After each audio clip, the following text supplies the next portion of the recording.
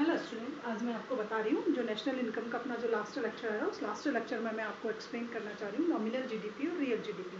हमारे सामने different types की कॉन्सेप्ट आई, हम सब ने आगे देखी जीडीपी, एनएनपी और जीएनपी और बहुत सारी कॉन्सेप्ट जो है हम इससे पहले वाले लेक्चर में देख चुके हैं। अब आता है आपका nominal GDP and real GDP.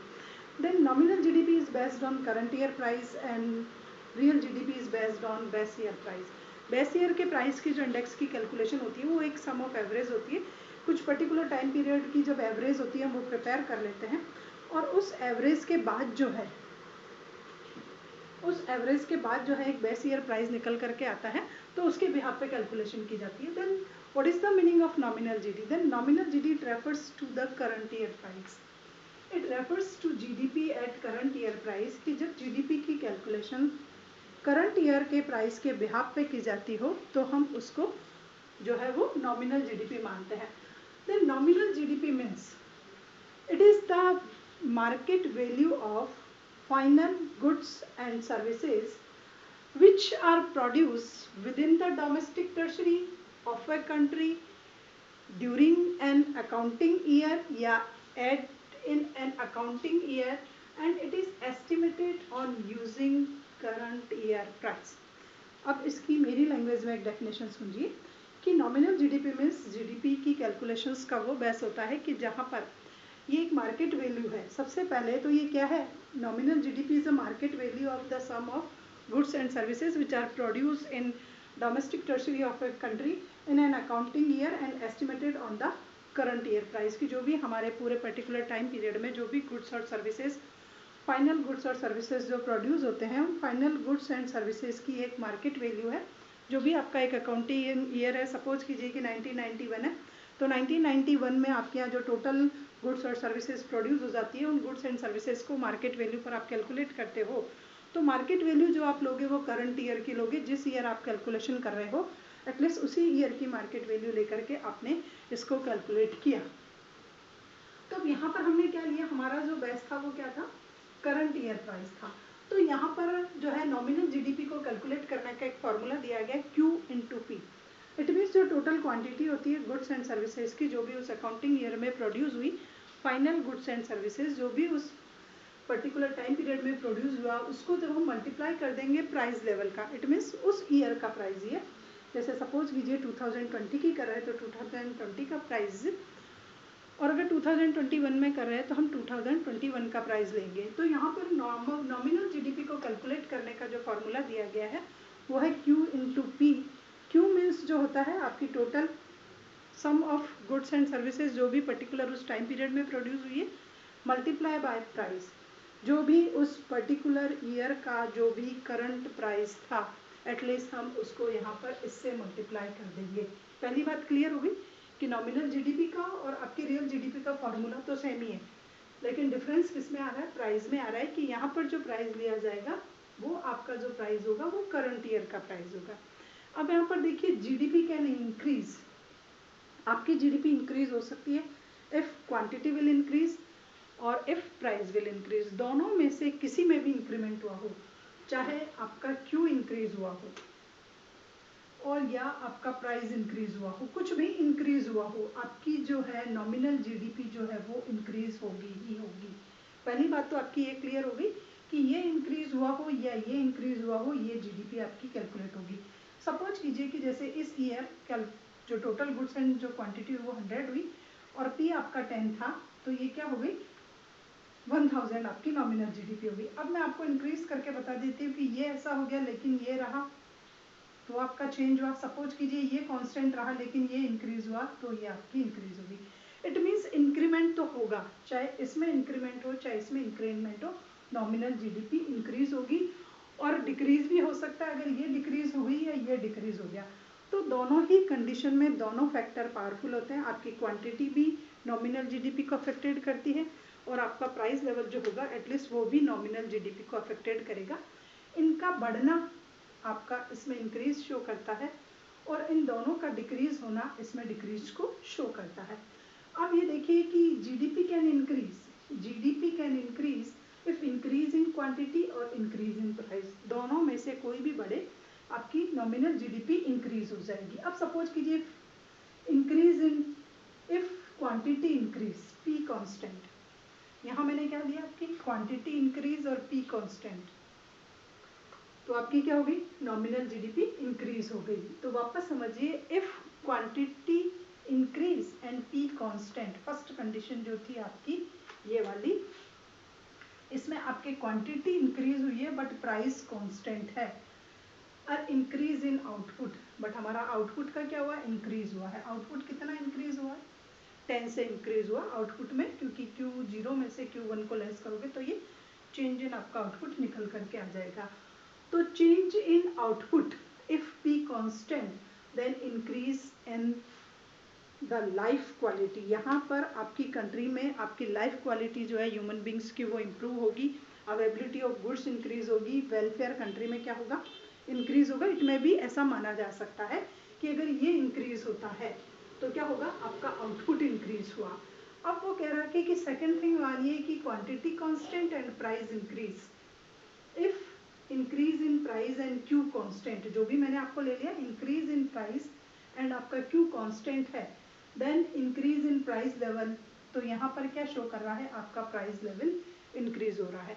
तो आपके पास दो कंडीशन है, नॉमिनल जीडीपी किसी भी कंडीशन में बढ़ सकती है, क्वांटिटी में भी बढ़ सकती है, प्राइस लेवल में भी बढ़ सकती है, बट जब ये क्वांटिटी में बढ़ती है तो बेटर मानी जाती है, और ये प्राइस लेवल में बढ़ती है तो ये लिटिल सिग्निफिकेंट रखती है हमारी इकोनॉमी में। ये शो नहीं कर रही है कि कंट्री की ग्रोथ रेट हाई हुई है या जीडीपी इंप्रूव हुई है, वहाँ पर ये शो नहीं कर रहा, क्योंकि जो इंक्रीमेंट हुआ है वो किसके बिहाफ पर हुआ है प्राइस लेवल के बिहाफ पे हुआ है, तो वो लिटिल सिग्निफिकेंट रख रही है। देखो दोनों कंडीशन में सेम चीज आई है, ये नॉमिनल जीडीपी आपकी दोनों कंडीशन में सेम आई है, बट जब आपके प्राइस लेवल में जब चेंजेस हुआ तो वो लिटिल सिग्निफिकेंट वाली होगी, लोअर सिग्निफिकेंट रखती है, इसकी कोई वैल्यू नहीं है, कोई वर्थ नहीं है।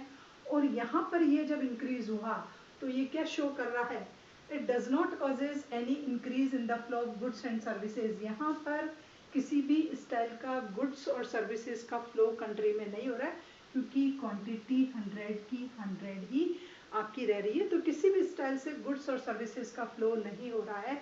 ये ओनली किसके बिहाफ पे हो रहा है मनी के बिहाफ पे हो रहा है, तो ये मनी इल्यूजन्स क्रिएट करता है और मार्केट वैल्यू जो है आउटपुट की उसको इंक्रीज कर रहा है, जबकि अपर कंडीशन में जो इंक्रीमेंट हो रहा है आपका यहाँ पर, तो वो आपका क्या कर रहा है अच्छा सिग्निफिकेंट रख रहा है, और वो क्या रेफर कर रहा है आपका क्वालिटी ऑफ लाइफ को जो है वो इम्प्रूव हुआ है शो कर रहा है। तो ये था आपका सबसे पहले नॉमिनल जीडीपी के बारे में। तो यहाँ पर वापस देख लीजिए, it refers to the GDP at current year price, current year price में माना जाता है, क्यू और पी होता है, increase in Q, if increase in Q and P constant, तो हम क्या कहेंगे अगर पी को कांस्टेंट रखा, क्वांटिटी में चेंज हुआ है तो हमारा आउटपुट बढ़ रहा है कंट्री में, availability of goods and services बढ़ रही है। लेकिन जब प्राइस लेवल में चेंजेस होकर के आपकी अगर ये बढ़ती है तो ये क्या होता है मनी इल्यूजन क्रिएट कर देती है और आउटपुट की मार्केट वैल्यू हाई हो जाती है और इन्फ्लेशन रेट को हाई करता है, तो इस कंडीशन को बेटर नहीं माना जाता है। अब आते हैं हम रियल जीडीपी पे। Real GDP refers to the GDP at constant price, इसमें हमारे प्राइस जो होते हैं वो कांस्टेंट रहते हैं, एक पर्टिकुलर बेस ईयर का प्राइस होता है उसको अडॉप्ट कर लेते हैं। तो यहाँ पर जब आप जीडीपी की कैलकुलेशन करते हो और कांस्टेंट प्राइस को लेते हो तो ऐसी कैलकुलेशन का मेथड के बिहाफ पे जो जीडीपी निकल करके आएगी it is known as real GDP, उसको हम रियल जीडीपी कहेंगे। तो रियल जीडीपी जो होती है it is the sum of market value, it is the sum of market value of goods and services, ये भी क्या है market value of goods and services की जो सम है within the domain which are produce, कहाँ produce हुई है which are produce in domestic territory of a country, जो भी कहाँ प्रोड्यूस हुई है ये goods and services domestic territory of a country in an accounting year, particular accounting year में होती है, and it are estimated on constant price, ये किस पर कैलकुलेट की जाती है कांस्टेंट प्राइस पर जो है वो आपके कैलकुलेट की जाती है। तो ये समझ में आ गया real GDP, it means it is the sum of market value of goods and services which are produce in domestic territory in an accounting year and it are estimated on the constant price, ये constant price पर जो है आपके वो calculate की जाती है। Formula इसका भी वही है, सेम है, वही real GDP is equal to वही होगा आपका Q into P, but P is equal to यहाँ चेंज हो गया। P इज इक्वल टू यहाँ पर तो क्या था, करंट ईयर प्राइस, और यहाँ पर था P is equal to price of base year, base year के प्राइस को लेंगे हम। अब सब समझ में आ गया। अब यहाँ पर ये तो बढ़ेगा ही नहीं, ये तो आपका 10 का 10 ही रहेगा, लेकिन अगर 100 थी तो ये आपकी 1000 आएगी, अगर 110 हो गया तो ये आएगी, और अगर 95 रह गया तो आपकी ये आएगी।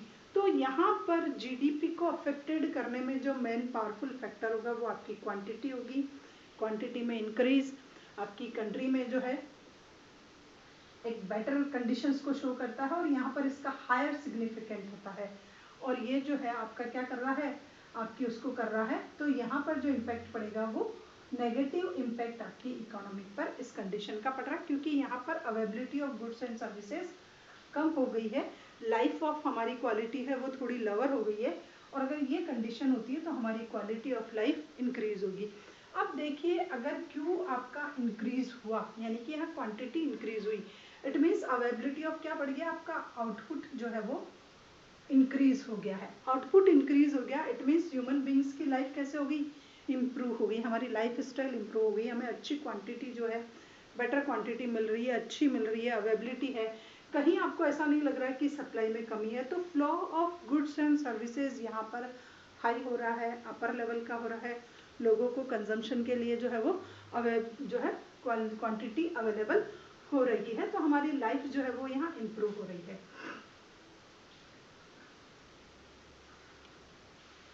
अब आप देखिए कि real GDP it refers to the GDP at constant price, ये हो गया, इसका फॉर्मूला है Q इंटू पी, वापस वही क्वांटिटी, एंड P हो गया प्राइस ऑफ बेस ईयर हो गया।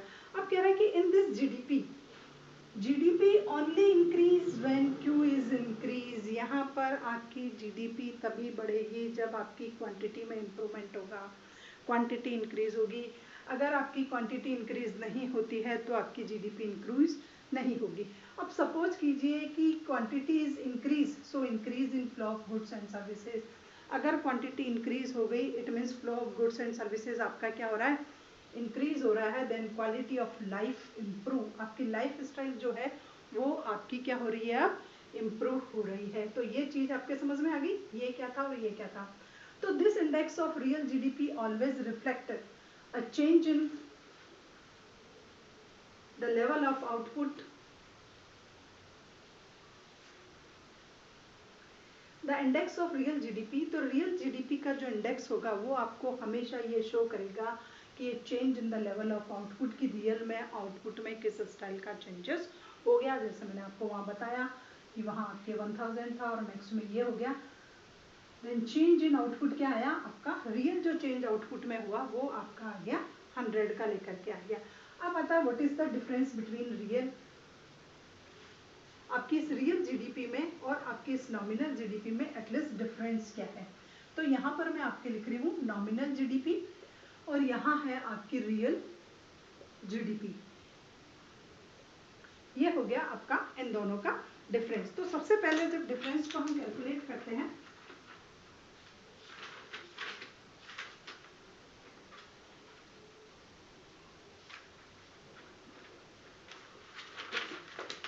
तो यहाँ पर आपको ये देखना पड़ेगा कि यहाँ पर ये जो होगा it refers to the current year price. तो ये किस पे बेस है, आपकी करंट ईयर प्राइस पे बेस है, करंट ईयर प्राइस पे, और ये आपकी किस पे बेस है, कांस्टेंट प्राइस, या आप इसको कह लीजिए कि बेस ईयर का जो आपका प्राइस है एटलीस्ट ये इस पे बेस है। पहली बात इंक्रीज होगी, पहली का जो डिफरेंस होगा वो इसकी डेफिनेशन होगी, तो आप यहाँ पर दोनों की डेफिनेशन लिख दोगे कि रियल जीडीपी मीन्स क्या होता है, नॉमिनल जीडीपी मीन्स क्या होता है। फिर उसके बाद पहला आप अर्थ जो लिखोगे वो इन दोनों का लिखोगे, सेकंड होगा कि करंट ईयर प्राइस पे बेस्ड है और ये कांस्टेंट पे बेस्ड है। उसके बाद ये कहोगे कि इसमें इंक्रीमेंट के जो फैक्टर्स होते हैं वो बहुत होते हैं, क्यू एंड पी बहुत factor are responsible for changes in nominal GDP, but only Q is responsible in change of nominal GDP। यहाँ पर एक ही फैक्टर काम करेगा, फॉर्मूले में दो फैक्टर है बट आपका एक फैक्टर काम करेगा, यहाँ पर आपके दोनों फैक्टर काम करेंगे। उसके बाद ये कि इसका इम्पैक्ट इन दोनों फैक्टर का पड़ेगा। यहाँ पर क्या है, दोनों वेरिएबल जो है दोनों जो है आपके ये पॉइंट्स वो वेरिएबल है, जबकि यहाँ पर ओनली पी क्या है, कांस्टेंट लिया गया है, जबकि इसमें पी क्या होगा, चेंजेस वाला होगा, करंट ईयर का होगा, उसके बाद नेक्स्ट ईयर कुछ और होगा, नेक्स्ट ईयर कुछ और होगा, तो इस स्टाइल में चेंज होगा।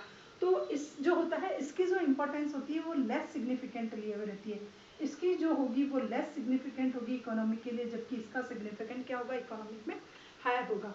तो इस स्टाइल से आप इन दोनों का हो सकोगे। इसमें जो इंक्रीमेंट है, अगर ये इंक्रीज हो रहा है प्राइस के बिहाफ पे तो हम कहेंगे कि इन्फ्लेशन रेट हाई होगी, लेकिन अगर इसमें इंक्रीमेंट हो रहा है तो हम कहेंगे कि क्वालिटी ऑफ लाइफ जो है वो हमारी इम्प्रूव हो रही है। देखिए दोनों के इंक्रीमेंट के पीछे अगर यहाँ P is responsible for increment then inflation rate high, if Q is responsible for the increment in real GDP then quality of life will be improve. तो हमारी गवर्नमेंट जो होती है वो इस पे बेस्ड होती है, इस पे बेस्ड नहीं होती है, हमारी टोटल जो कैलकुलेशन होगी वो होगी। तो आपको एक थोड़ा सा डिफरेंस जो होगा वो आपको इन दोनों का यहाँ पर बताना होगा।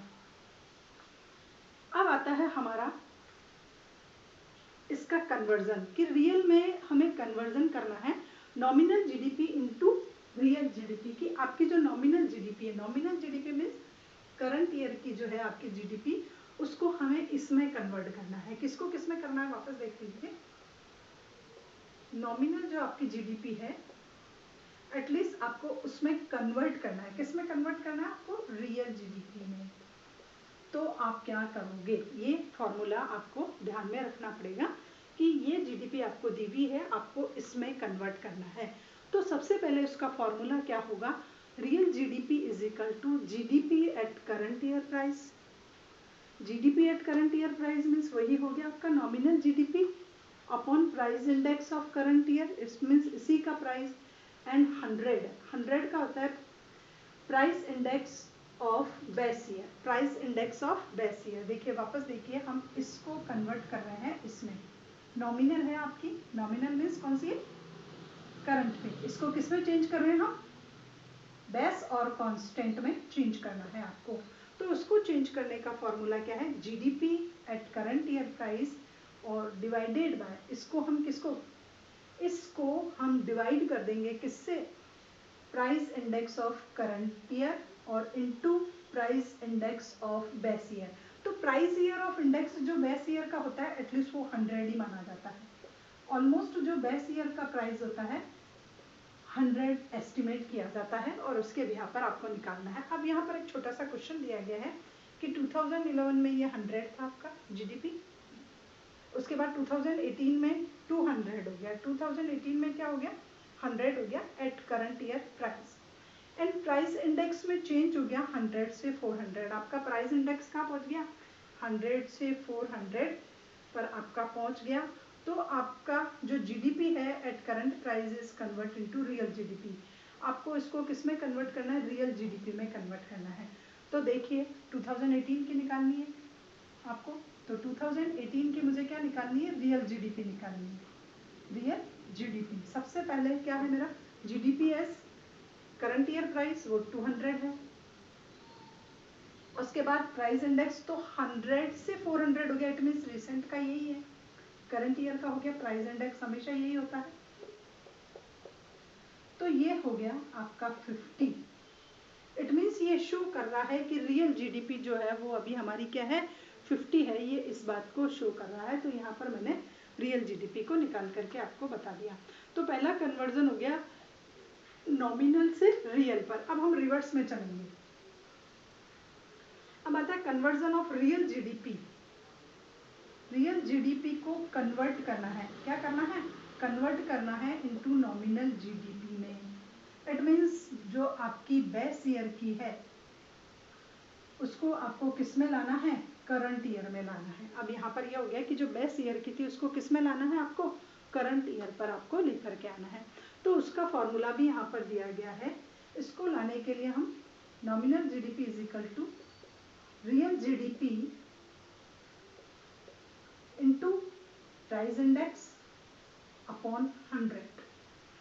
अब वापस एक क्वेश्चन दिया है मैंने, find the normal GDP if आपकी जो रियल जीडीपी है वो 240 है, प्राइस इंडेक्स आपको 120 इस क्वेश्चन में दिया गया है। तो आपको इस क्वेश्चन में क्या दिया हुआ है, एक तो ये दिया हुआ है रियल जीडीपी कितनी है आपकी 240 दी हुई है यहाँ पर देखिए, तो ये 240 लिख दोगे आप, इनटू प्राइस इंडेक्स आपको 120 दिया हुआ है और ये है आपका 100, तो यहाँ से ये हो गया। आप इन दोनों को कैलकुलेट करोगे तो 288 आपका ये आंसर निकल करके आएगा। तो यहाँ पर जो फॉर्मूला था वहाँ पर हम लेंगे real GDP into price index upon 100 और इस स्टाइल से रियल जीडीपी को नॉमिनल जीडीपी में हम कन्वर्ट कर देंगे। तो ये हो गया इन दोनों का कन्वर्जन। अब आता है जीडीपी डिफॉल्टर। जीडीपी डिफॉल्टर, तो GDP defaulter is a ratio between real GDP and nominal GDP की आपका ये जीडीपी जो डिफॉल्टर है वो हमारी दोनों प्रकार की जो जीडीपी है उनमें एक रेशो निकाल करके कि उनकी रिलेशनशिप क्या है, एटलीस्ट उस रिलेशनशिप को जो है वो शो करता है। तो GDP defaulter it refer the ratio of nominal GDP and real GDP, कि रियल में हमारी नॉमिनल और हमारी रियल इन दोनों के बीच की क्या रिलेशनशिप है, इन दोनों के बीच क्या रेशियो है। तो जो इसको शो करता है it is known as GDP deflator, उसको हम जीडीपी डिफॉल्टर के नाम से कहते हैं, जो हमारी नॉमिनल जीडीपी और रियल जीडीपी के बीच के रिलेशनशिप को शो करता है, रेशियो को शो करता है, लिंक को शो करता है। तो इसका जो फॉर्मूला होगा और उसके बाद ये शो करता है, it show the change in GDP due to change in price level. ये क्या शो करता है, it show the change in GDP due to change in price level। एक और है इसका जीडीपी डिफॉल्टर मीन्स ये इन दोनों के बीच में रेशियो बताता है। उसके बाद it show the change in GDP due to change in price level, कि रियल में जीडीपी में जो चेंज हुआ उसमें प्राइस लेवल जो है वो मोस्ट पावरफुल फैक्टर होगा, ये आपको ये बात भी बताता है। तो जीडीपी डिफॉल्टर क्लियर हो गया। देखो पहले नॉमिनल जीडीपी बताया, नॉमिनल जीडीपी जो बेस होती है वो आपकी करंट पे होती है। उसके बाद मैंने आपको रियल जीडीपी बताया, रियल जीडीपी जो होती है वो आपके करंट ईयर के प्राइस पे बेस्ड होती है, उसमें टोटल कैलकुलेशन करंट ईयर के प्राइस में किया जाता है।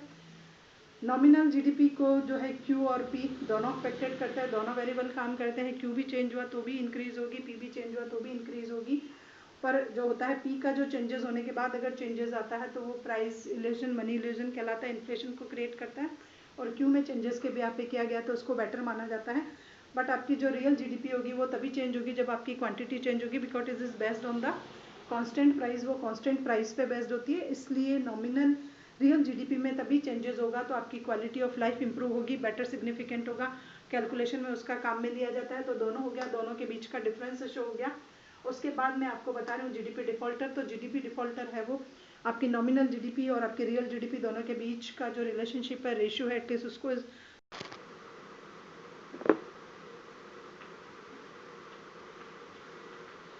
तो जीडीपी डिफॉल्टर के बाद जो आते हैं, जीडीपी डिफॉल्टर मैंने आपको बता दिया कि करंट ईयर का जो होता है आपका वो लिया जाता है और फिर आपका कांस्टेंट का लिया जाता है, उसको 100 से मल्टीप्लाई कर दिया जाता है। तो ये यहाँ निकल करके आ गया था मेरा, यहाँ पर 110 आया था। तो मैंने आपको बता दिया प्राइस लेवल में 10 चेंजेज हुआ। Now come on the point of next GDP and welfare, कि अब तक हमने पूरा टॉपिक पढ़ लिया। अब आपको इसमें एक्सप्लेन करना है कि जीडीपी एंड वेलफेयर, कि रियल में if GDP increase then welfare will be also increase, it may be possible or not, दोनों चीज़ें हैं। जीडीपी के इंक्रीज होने पर कंट्री में वेलफेयर इंक्रीज हो भी सकता है और इंक्रीज नहीं भी हो सकता है। इट इज़ टोटली जो है it is totally based on the आपने किस मेथड को यूज़ किया है। अगर हमने नॉमिनल वाला लिया था तो हम कहेंगे कि no, it may be possible or not, but हमने उसका रियल का लिया है तो it may be possible, yes जो हो सकता है वो हो सकता है। तो सबसे पहले देखिए कि GDP and welfare, GDP and welfare आपको इसको देखना है कि रियल में जीडीपी और वेलफेयर की क्या लिंक है। ऑलमोस्ट सभी इकोनॉमिस्ट जो है ये एस्टिमेट कर लेते हैं कि if GDP increase then welfare will also increase, कि अगर किसी भी कंट्री में जीडीपी में इंक्रीमेंट होता है इट मीन्स कंट्री में, सोसाइटी में, सभी जगह जो है वो वेलफेयर होगा, अच्छा होगा, पॉजिटिव इम्पैक्ट जो है वो शो होता है जीडीपी के इंक्रीज होने पर। तो यहाँ पर सबसे पहले जो होता है रियल जीडीपी को कंसिडर किया गया है। जब भी हम वेलफेयर की बात लेते हैं तो हम कौन सी जीडीपी को लेंगे, रियल जीडीपी को कंसिडर किया है। आपकी जीडीपी को कैलकुलेट करने के लिए हमने कांस्टेंट प्राइस आपका जो था एटलीस्ट उसको लेकर के हमने यहाँ पर आपकी जीडीपी की कैलकुलेशन की है। तो real GDP and welfare, GDP is based on the real GDP और price as on the index of people availability of goods will increase. इसके अकॉर्डिंग मैंने आपको बता दिया था कि Q इंटू पी हुआ, P आपका क्या था, कांस्टेंट था, वही Q में जो चेंजेस होगा एटलीस्ट उसी का इम्पैक्ट आपके उस पर पड़ेगा। तो यहाँ मैं देख रही हूँ कि अगर ये 110 हो जाता है और ये आपका यही रहता है, तो देखिए क्या चेंजेस हुआ, 11,000। इट मीन्स 1,000 से जीडीपी आपका इंक्रीज हो गया। 1,000 से आपकी क्या हो गई, रियल जीडीपी का मीनिंग मैंने आपको बताया कि it is the sum of market value of goods and services which are produce during the tertiary of economic tertiary of a country in estimated accounting year. वो जो भी कुछ आप एक बार देख लेना उसको अच्छे से। बस आपको अब आपको यहाँ ये पता होना चाहिए कि रियल में यहाँ पर जो डिफरेंस है वो 1,000 का है और 1,000 क्या है, आपकी क्वांटिटी को शो कर रहा है, क्योंकि यहाँ पर प्राइस कांस्टेंट है, आपकी गुड्स एंड सर्विसेज की अवेबिलिटी बढ़ गई है। गुड्स एंड सर्विसेज की अवेबिलिटी बढ़ने का मीनिंग क्या होता है ये भी मैं आपको समझा चुकी हूँ कि आपको अच्छी जो है वैरायटी ऑफ कमोडिटीज़ अवेलेबल हो रही है कंजम्पशन के लिए, तो आपका लिविंग स्टैंडर्ड मेंटेन होगा, आपकी क्वालिटी ऑफ लाइफ जो आप उसको एटलीस्ट एंजॉय कर सकोगे। तो लेवल ऑफ आउटपुट इंक्रीज होने का मतलब क्या होता है, लेवल ऑफ आउटपुट इंक्रीज हुआ इट मीन्स प्रोडक्शन लेवल हुआ, आपने हायर लोगों को जो है एम्प्लॉयमेंट दिया होगा, लोगों की हायर इनकम हुई होगी, higher saving, higher investment, again higher production. तो ये जो है जो सर्कुलर आपका जो चल रहा है साइकिल वो आपका स्टार्ट हो जाता है। तो यहाँ पर जीडीपी और वेलफेयर में लिंक है। Higher GDP greater the flow of goods and services, इसको शो कर रहा है। अगर आपकी जीडीपी हायर है इट मीन्स आपकी कंट्री में गुड्स एंड सर्विसेज का फ्लो हायर है, अवेबिलिटी ऑफ क्वांटिटी अच्छी है, बेटर लाइफ है, ये सब कुछ भी आप एंजॉय कर रहे हो। और ऑलमोस्ट सभी पॉलिटिशियंस जो होते हैं, इकोनॉमिस्ट जो होते हैं, उनकी जो कंसंट्रेशन होती है वो उसी में होती है कि अगर जीडीपी उसके बिहाफ पे कैलकुलेट की गई है और आपकी रियल जीडीपी में जो है इंक्रीमेंट हो रहा है, तो एटलीस्ट कंट्री में वेलफेयर इंक्रीज होगा ही होगा। बट इसके कुछ लिमिटेशंस हैं, यहाँ पर कुछ लिमिटेशंस बता रखे हैं। तो ये लिमिटेशंस ये कह रहे हैं कि जो हमने एज्यूम किए positive relationship between GDP and welfare, it may be possible और नो, ये पॉजिटिव हो भी सकता है और कभी कभी एक नेगेटिव रिलेशनशिप भी हो सकती है कि आपकी जीडीपी इंक्रीज हो रही है बट कंट्री में वेलफेयर नहीं हो, इट मे बी पॉसिबल, ऐसा भी हो सकता है। तो कुछ लिमिटेशंस हैं, जीडीपी बढ़ने के बावजूद भी इट मे बी पॉसिबल कि कंट्री में वेलफेयर नहीं हो, सेटिस्फेक्शन लेवल हाई नहीं हो, सेक्रीफाइसेस ज़्यादा हो, ये हो, इट मे बी पॉसिबल, ऐसी सिचुएशन आ सकती है।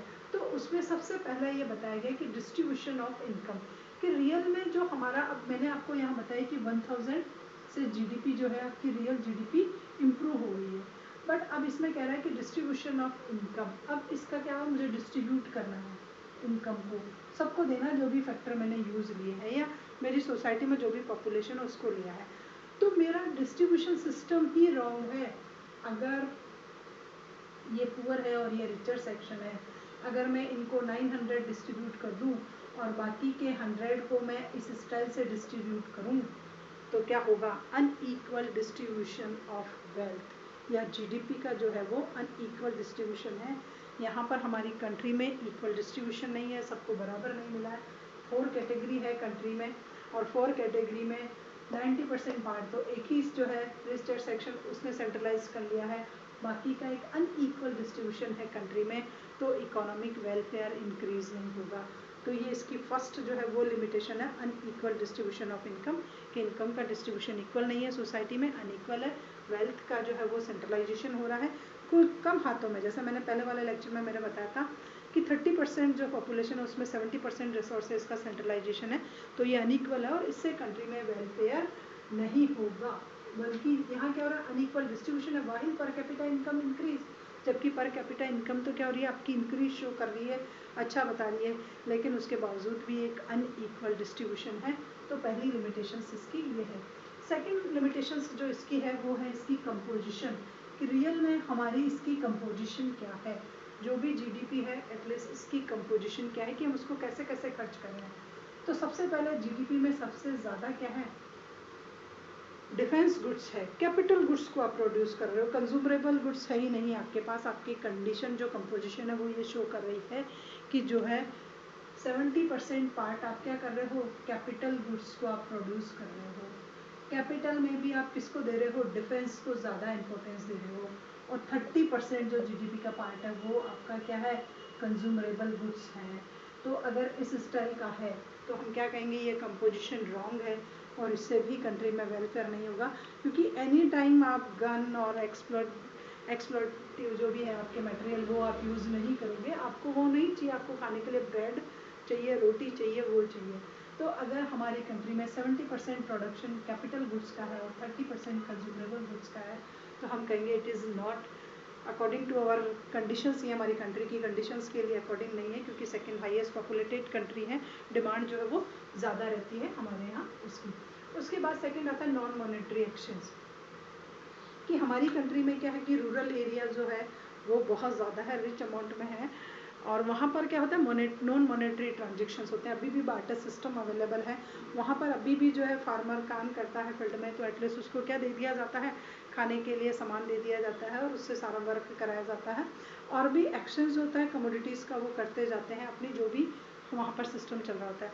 तो यहाँ पर मॉनेटरी ट्रांजेक्शन है ही नहीं, तो ना तो उनकी इनकम आपकी कंट्री में इंक्लूड होती है और ना ही उनके एक्सपेंडिचर इस कंट्री में इंक्लूड होते हैं, तो इस वजह से भी प्रॉब्लम क्रिएट हो जाती है, और all such transactions remain unrecord, और इस स्टाइल के ट्रांजेक्शन्स होते हैं वो अनरिकॉर्ड रहते हैं, उनका रिकॉर्ड ही कंट्री में नहीं हो पाता है। नेक्स्ट आता है एक्सटर्नलिटीज़, इट मीन्स यहाँ पर कुछ ऐसे इम्पैक्ट होते हैं हमारी जीडीपी में चेंजेस के बिहाफ पर कि उनका एक तो गुड इम्पैक्ट पड़ता है और एक आपका बैड इम्पैक्ट जो है वो पड़ता है कुछ इकोनॉमिक एक्टिविटीज़ का। तो यहाँ पर उससे भी लिंक करने की कोशिश की है कि ये गुड और बैड इम्पैक्ट जो है इकोनॉमिक एक्टिविटीज़ का, एटलीस्ट वो भी ये शो करता है कि विदाउट पेइंग प्राइस और पेनल्टी आप उस चीज़ को एंजॉय कर रहे हो या आप वो काम कर रहे हो।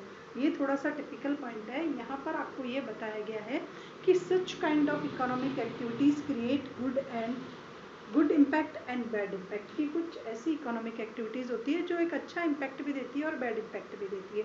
तो गुड इम्पैक्ट का एग्जांपल लीजिए कि सपोज कीजिए मैंने गार्डन लगाया अच्छा सा, तो उससे क्या हो रहा है कि मेरा जो नेबर है एटलीस्ट वो एंजॉय कर रहा है, उसको भी फ्रेश एयर मिल रही है, मुझको भी फ्रेश एयर मिल रही है, लेकिन वो मुझे कुछ पे नहीं कर रहा है। तो ये क्या हो गया, एक गुड इम्पैक्ट हो गया। बैड इम्पैक्ट क्या होता है कि सपोज कीजिए मैं किसी इंडस्ट्री का ऑनर हूँ और मेरी इंडस्ट्री से जितना भी वेस्ट मटेरियल होता है वो मैं रिवर में डाल देती हूँ, और उस रिवर से फार्मर जो है वो इरीगेशंस कर रहा है, तो मैं उसको कुछ पे नहीं कर रही हूँ क्योंकि मेरी बैड इकोनॉमिक एक्टिविटी की वजह से उस पर नेगेटिव इम्पैक्ट पड़ रहा है। तो ऐसा माना जाता है कि ये भी एक लिमिटेशंस है हमारी उसका। उसके बाद होता है sources used for increase in GDP, फिर रियल में जो जीडीपी इंक्रीमेंट हुई है, मैंने आपको बताया ना क्वांटिटी चेंज हो गई, 100 से 110 हो गया मेरा प्रोडक्शन, तो एटलीस्ट जो वो मैंने प्रोडक्शन इंक्रीज किया वो किस बिहाफ पे किया है, इंक्रीज इन वर्किंग आवर, क्या मैंने वर्किंग आवर को 8 के बजाय 12 कर दिया, 10 कर दिया, तो ये भी एक नेगेटिव इम्पैक्ट शो करता है क्योंकि लेबर को भी रेस्ट की रिक्वायरमेंट होती है। तो यहाँ पर भी हम नहीं कह सकते हैं कि वेलफेयर विल इंक्रीज। नेक्स्ट आता है कि GDP increase and decrease share of poor people, की जीडीपी तो अच्छी हो गई, इंप्रूव हो रही है इंडियन कंट्री की इकोनॉमी की, बट पुअर का जो शेयर है वो लोअर टू लोअर है, वही रिचर सेक्शन, वही टाटा बिरला अंबानी यही काम कर रहे हैं और कोई किसी का रेशियो ही नहीं है इकोनॉमिक में, तो हम नहीं कह सकते कि वेलफेयर विल ऑल्सो इंक्रीज। तो ये कुछ लिमिटेशंस है।